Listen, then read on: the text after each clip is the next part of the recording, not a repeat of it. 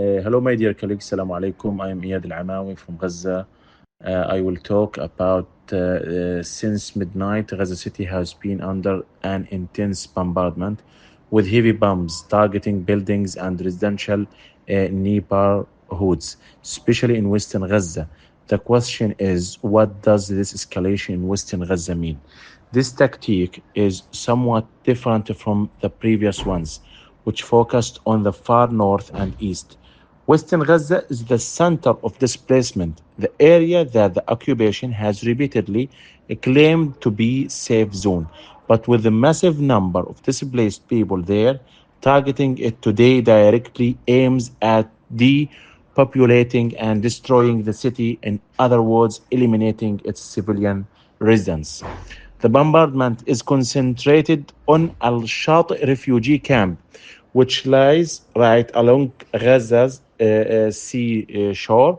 I have known Al-Shati camp since my childhood as an overcrowded place, and Sharon, the previous Israeli occupation prime minister, once attempted to forcibly displace part of its residents.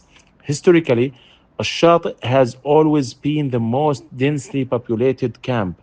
In the recent waves of displacement, the camp and Gaza's entire sea coast have become enormously congested, with the number of displaced people there exceeding hundreds of thousands, in addition to the original residents who are themselves moving and being displaced internally. What's happening is an escalation of suffering, killing, and forced displacement. As we have stated before, this is a process of forced transfer and silent occupation without the use of tanks, so as not to cost the army its soldiers' lives. Instead, the price is paid by the local civilians through bombardment and killing. The pressure is only on civilians. There is no real military operation. We are not witnessing a war between two sides.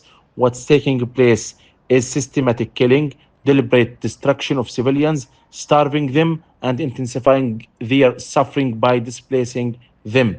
The coastal road is completely overcrowded with thousands of people and hundreds of vehicles, often taking hours to move even slightly. The suffering of displacement from Gaza is extremely complex, tied to the high cost of transportation, the lack of vehicles, and the inability of residents to carry their basic needs. As you have all seen, people are throwing away their furniture or selling it for firewood from the windows of towers and apartments because they have no way to transport it. And when they finally reach the south, they find no empty spaces, no prepared shelters, no tents, and no genuinely safe areas that can accommodate such massive numbers of displaced people. We call upon the world, upon humanity, to guarantee the right to life. What's happening is deliberate killing and attempt to kill people by torturing them and deepening their suffering.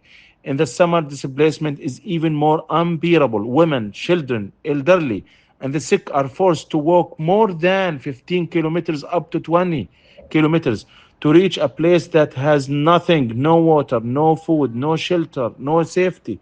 And even then, they continue to be bombed and killed by airstrikes. This is summary of what is unfolding in Gaza: systematic killing, displacement, and starvation of civilians through a deliberate strategy aimed at emptying the city of its people. Thank you so much for your listening.